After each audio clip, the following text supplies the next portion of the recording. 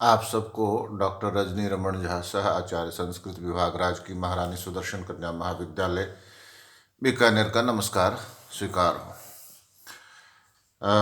हमने यह अभी तक पढ़ा है कि ब्रह्मचारी जो है वह जो पढ़ते समय क्या करे कि सादा और धोया हुआ वस्त्र पहने और कौपीन पहनकर, लघुवास, कम कपड़े पहनकर, उत्तर की ओर मुख करके, जितेंद्रिय होकर, शास्त्र में कहे हुए अनुसार आचमन करे, ब्रह्मांजलि करके गुरु के समीप बैठे, तब गुरु उसे पढ़ाए। तो अब इसमें एक शब्द आता है ब्रह्मांजलि। तो वो ब्रह्मांजलि क्या है, तो इसके बारे में कहते हैं ब्रह्मारंभे अवसाने च पादौ ग्राह्यो गुरोः सदा संहृत्य हस्तावध्ययम सहि ब्रह्मांजलि स्मृतः। कि वेद ब्रह्मारंभे अवसाने च गुरोः पादौ सदा ग्राह्यो, जब वेद पढ़ना प्रारंभ करें और जब वेद पढ़ना बंद करें, मतलब उस दिन, तो उस समय गुरु के दोनों चरण नित्य छुए, शिष्य गुरु के दोनों चरण नित्य छुए, हस्तौ संहत्य अध्ययम, और दोनों हाथ जोड़े हुए अध्ययन करें। दोनों हाथ जोड़े हुए, या तो ऐसे हाथ जोड़े हुए या ऐसे जोड़े हुए हाथ अध्ययन करें। यही ब्रह्मांजलि कहलाता है।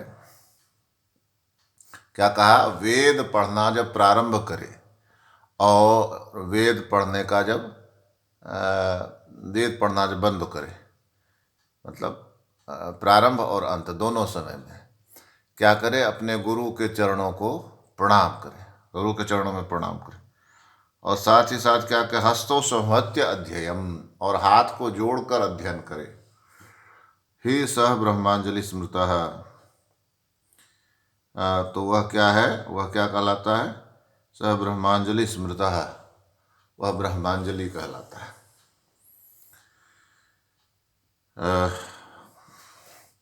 इसके बाद कहते हैं व्यत्यस्त पाणिना कार्यम उपसंग्रहणम गुरोः सव्येन सव्यः स्पृष्टव्यो दक्षिणेन च दक्षिणः। क्या कहा? अब गुरु को वंदना करने की विधि बताते हैं। हाथों को व्यत्यस्त पाणिना, उल्टे हाथ से, हाथों को हेर फेर करके गुरु के चरण छूने चाहिए, उल्टे हाथ से। बाएं हाथ से बायां तथा दाहिने हाथ से दायां चरण छुए। बाएं हाथ से क्या कहा कि व्यत्यस्त पाणिना गुरोः उपसंग्रहणम कार्यम, दोनों हाथों को टेढ़ा, मतलब हेर फेर करके, इस तरह से करके गुरु के चरण छूने चाहिए। उपसंग्रहणम का अर्थ चरण स्पर्श करना चाहिए। तो कहते बाएं हाथ से बायां तथा दाहिने हाथ से दायां। जब हम सामान्यतया चरण छूते हैं तो दाहिने हाथ से बायां छूते हैं और बाएं हाथ से दायां छूते हैं, लेकिन यहाँ कह रहे हैं कि बाएं हाथ से बायां और दाएं हाथ से दायां चरण छूना चाहिए। अध्यस्यमाणम तो गुरुर नित्य कालम अतंद्रितः अधिस्वभो इति ब्रूयाद विरामो स्थिति चारभेत। शिष्य को चाहिए कि वह गुरु के आज्ञा से ही अपना अध्ययन प्रारंभ करे तथा विराम दे। गुरु तो नित्य कालम अतंद्रिता अध्यस्यमाणम भो अधिस्व इति ब्रूयात विराम अस्तु इति च आरभेत। गुरु को चाहिए कि अपने जो शिष्य अध्ययन कर रहा है उसको निरलस होकर अध्ययन करने वाले शिष्य को पहले पढ़ो, अधिश्व ऐसा कहकर पढ़ाने का आरंभ करे, और वो अधिश्व इति ब्रूयात, विराम, जब पढ़ने का अंत करना हो, बंद करना हो, तो विरामोस्तु, विराम हो, ऐसा कहकर विश्राम दे। दो बातें हो, एक तो यह कहे कि अतंद्रितः अध्यस्यमाणम भो अधिश्व इति ब्रूयात। गुरु तो नित्य कालम अतंद्रितः, गुरु नित्य काल बिना आलस्य के अतंद्रिता अध्यक्ष्यमाणम, जो अध्ययन कर रहा हो उसको भो अधिश्व, अध्ययन करो ऐसा कहे। और इति ब्रूयात विराम अस्तु इति च आरभित, और जब पूरा हो जाए तो उसको कहे विराम, विरम, विरम इति विरामोस्तु, विराम विराम हो ऐसा कहकर उसका पढ़ना बंद करवाए। तो यहाँ पर क्या हुआ, गुरु इस बात का ध्यान रखे कितना पढ़ना है, कब पढ़ना है। तो इसलिए पहले वह कहे कि अधीश्व, अब पढ़ना प्रारंभ करो, और फिर कहे विरामोस्तु, विराम हो। ब्रह्मणः प्रणवं कुर्यादादावन्ते च सर्वदा स्वस्रत्यनोङ्कृतं पूर्वं पुरस्ताच्च विशीर्यति।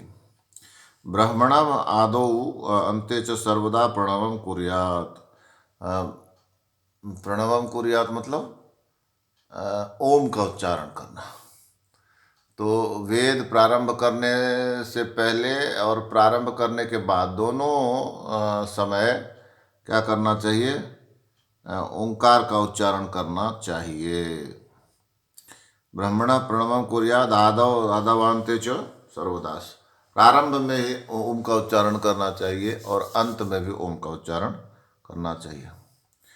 श्रवत्यनोकृतम पूर्वम पुरस्ताच्च विशीर्यति, और बिना ओम के कहा जाए तो वह विद्या जो है श्रवंती, श्रवंती का अर्थ क्या होता है,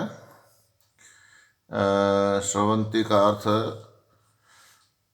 ब्राह्मणों आदि अंत्य सर्वदा प्रणम कर पूर्वम अनुकृतम श्रवती, श्रवती यानी कि अनोंकार पूर्व पहले अंत, इसके विभिन्न अर्थ हैं, नष्ट हो जाता है। जो ओंकार के बिना ब्रह्मण आदवंत सर्वदा प्रणम पूर्वम अनोंकृतम श्रवती, जो बिना ओंकार के मंत्र पढ़ा जाता है तो वह क्या होता है, पूर्वम अनोंकृतम श्रवती, और पुरस्ताच्च विशीर्यति, और जो बाद में भी नहीं कहे तो वो भी नष्ट हो जाता है। पहले ओम न कहे तो भी वह ब्रह्माध्ययन यानी कि वेद का पढ़ना, और बाद में भी ओम नहीं कहे तो भी वेद का पढ़ना, दोनों स्थितियों में नष्ट हो जाता है, यह कह रहे हैं। अब आगे कहते हैं प्राक्कूलान पर्युपासिना पवित्रैश्चैव पावितः प्राणायामे स्त्रिभिः पूतस्तत ओंकारम अर्हति। प्राक्कूलान पर्युपासिना है, प्राक्कूलान पर्युपासिना पवित्रैः च एव पावितः त्रिभिः प्राणायामे पूतः ततः ओंकारम अर्हति। क्या कहा कि पूर्व की ओर नोकों वाले कुशाओं पर बैठा हुआ पवित्र कुशाओं के से तथा 3 प्राणायामों से पवित्र होकर ओंकार के योग्य होता है। प्राक्कूलान पर्युपासिनः, पूर्व की ओर नोकों वाले जो कुश हैं, कुश को ऐसे भी कुश घास होती है, उसकी जो नोक होती है पीछे की तरफ वो बड़ी तीखी चुभती है। तो कह रहे हैं कि जिसके प्राक्कूलान पर्युपासिनः, पूर्व की ओर जिसके नोक ऐसी कुशाओं पर बैठा हुआ और पवित्र कुशाओं से तथा 3 प्राणायामों से पवित्र च एव पावितः त्रिभिः प्राणायाम, 3 प्राणायामों से, पवित्र कुशाओं से तथा 3 प्राणायामों से पूतः पवित्र हुआ, ततः ओंकारम अर्हति, उसके बाद ओंकार का उच्चारण करने का ओंकार का उच्चारण करने के योग्य होता है।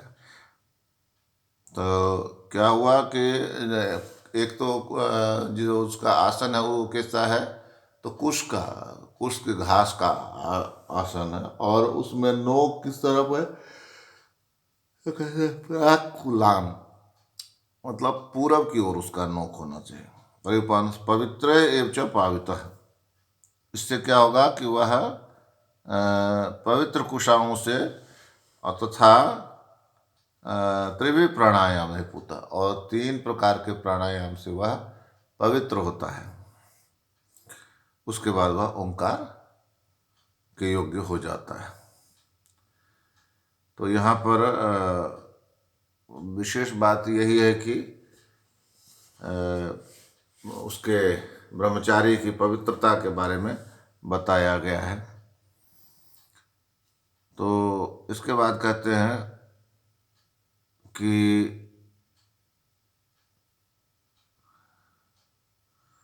अकारम चाप्युकारम च मकारम च प्रजापते वेदत्रया निरोधुहद भूर्भुवः स्वरिति च।